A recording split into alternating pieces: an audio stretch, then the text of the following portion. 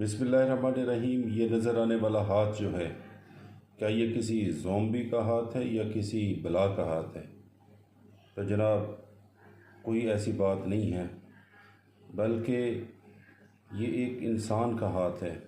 1895 में Wilhelm Röntgen ने x ray दरियाफ़्त की और उसके बाद एक्सरे हड्डियों की शनाख्त करने के लिए और उनकी साख्त देखने के लिए और टूटी हुई हड्डियों का पता लगाने के लिए इस्तेमाल होने लगा। उस वक्त तक उसके बुरे असरात का पता नहीं था, रेडिएशंस का पता नहीं था और एहतियाती तदाबीर नहीं की जाती थी। तो ये हाथ जो है एक एक्सरे टेक्नीशियन का हाथ है। उस वक्त एहतियाती तदाबीर ना होने की वजह से वो बेचारा उन रेडिएशन का शिकार हुआ और उसके हाथ का ये हशर हो गया। तो ये एक शुरू के एक्सरे टेक्नीशियन का हाथ है।